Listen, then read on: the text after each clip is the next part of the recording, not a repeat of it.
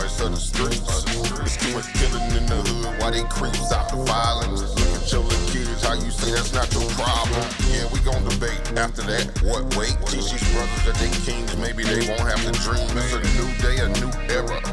Time to fall in love with that black that you see up in that mirror, nigga. Peace and love, unity and power. But sit your ass down, it's for the scholars. Minute after minute, hour after hour. Let me shout out my Yahweh. You can shout out what you lean on. We going live, turn your screen on. Grab a seat, get this knowledge when the team on. Better pay attention before you end up in detention. Let me mention who it be inside that TV.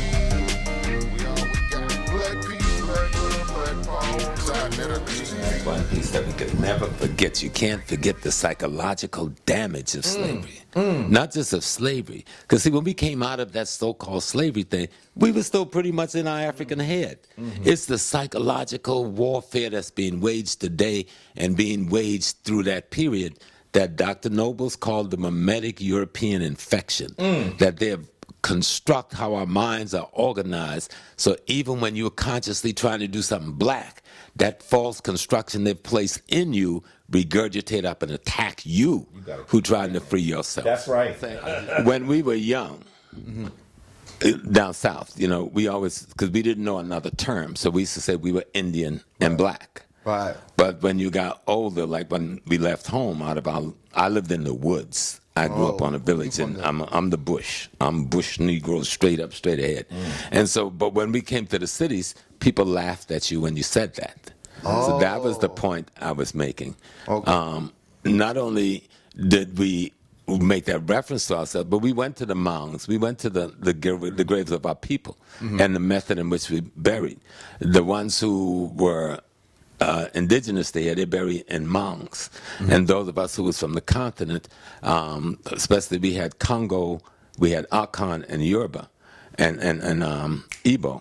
And they buried, and you know which one it was from the decoration on the grave and what they put on the grave. Exactly. And so that's what I grew up in. I didn't know that was abnormal till I left home. That's the point I was making. So when you tried to make that equation, people thought you were trying to deny being from Africa. See, they were our people who were here when we got here. They had come from Mali. They got a record of when they came.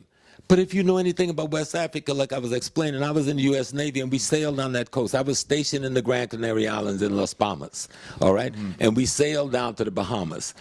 Some white guys a month ago got in a damn rowboat in Las Palmas, Gran Canaries, and sail into the Bahamas. That's right. So if some crackers today can do it in a rowboat, we were doing it all along. All right?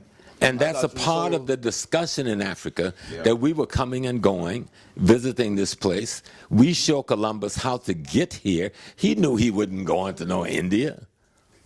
Because if he wanted to go to India, he could cross the continent by foot or come across the Mediterranean and get in the Indian Ocean. He knew where he was going because the Africans told him what was here. You know, but he couldn't find what he came for. He was looking for the gold and stuff.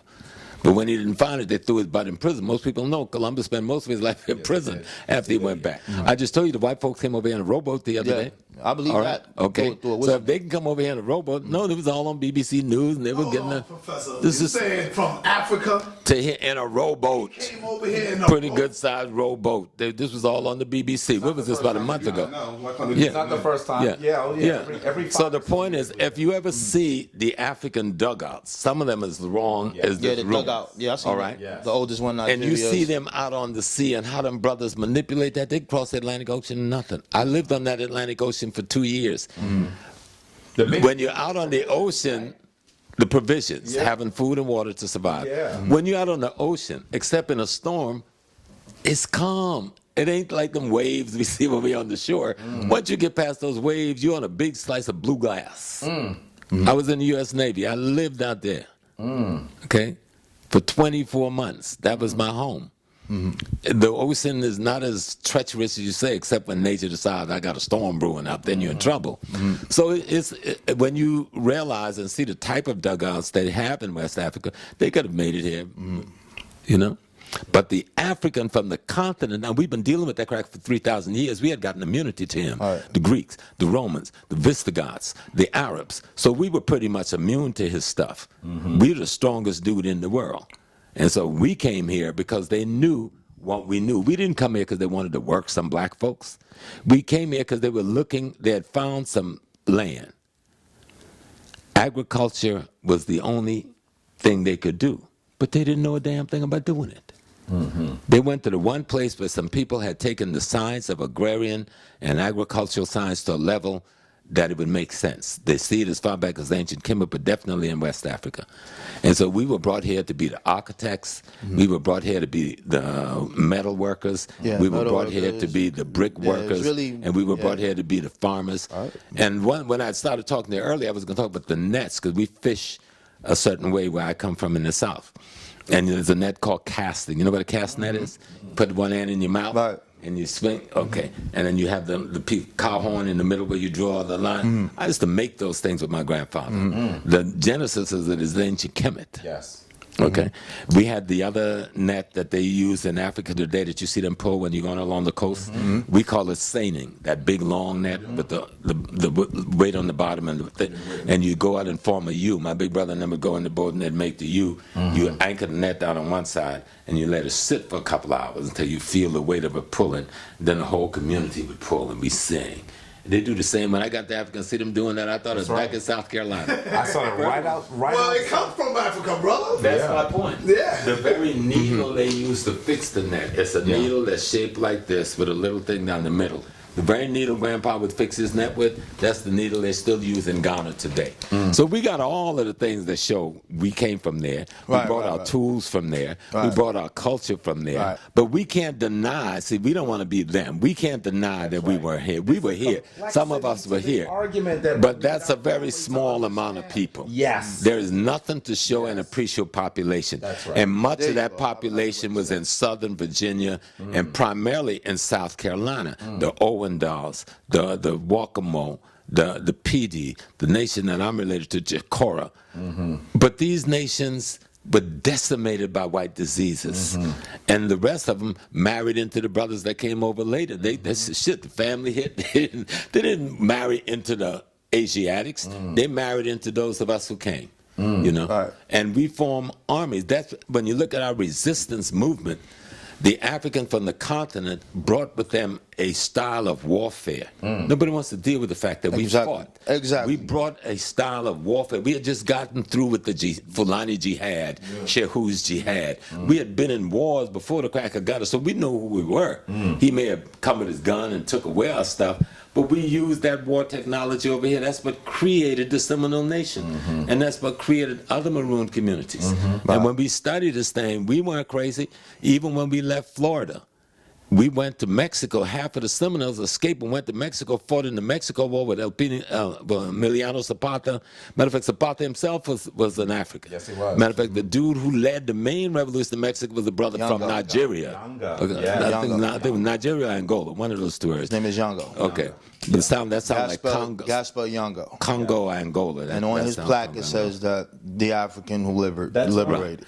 So the brothers and sisters who are raising these either are one or two things. Either they're deliberately ignorant and don't want to study. They're ashamed of themselves because the white man has made being African something you don't want to be because they got attached to slavery to it.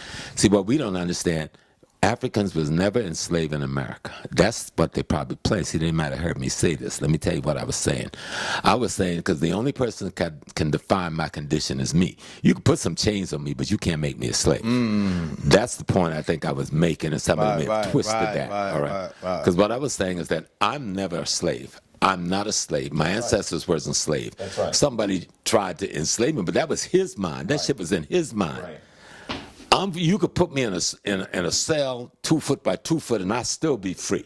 You can't take that. That's right. And we didn't give them that. Right. And that's why we were able to fight to destroy this nation. That's right. The Civil War is our war of liberation. Yes. Without us, these suckers would still be whistling Dixie today. You know? That's our war of liberation.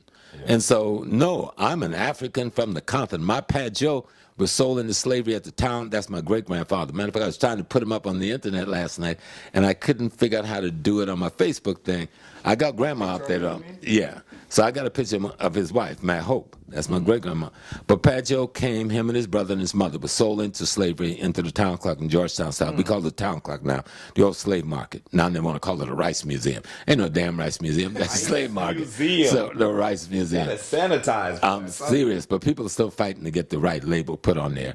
So, and they sold him and his mom into slavery to a Virginia family. At 16, he's 7 feet tall. Wow. He's Tutsi. So he escapes from slavery with his mom and his brother. He don't know any place else to go except the place he remember coming from as this little boy. So he comes back to Georgetown, to the slave market. Oh. On his way there, he gets picked up by this white boy named Alston, who owned a plantation over on Paulus Island, and they hires them as free labor. You know? So that's my great-grandpa. But the point I want to make is that, no, when I say we were never enslaved in America, I'm saying mentally we never categorize ourselves in that way. Right. That's the white man head that says I was a slave. That's right. That's not my head. That's right. I'm an African. Right. I'm free. That's right. I'm only enslaved. I'm not even enslaved to the damn divinity. I'm recognizing my divinity, and my divinity recognizes me. Because I don't think that, and God isn't a thing, a person, or place. It's every and all things at once. That's what all African cultures say. And I'm an aspect of that every and all thing. So I don't even have to be a slave to that. Only thing I got to be a slave to, I think, is my wife, and she want me to do stuff I got to do, you know. But again, brothers, it's beautiful being with you, young brothers. I know I got to run because I got a dental appointment, and you always got to hit those on time. It's nearby.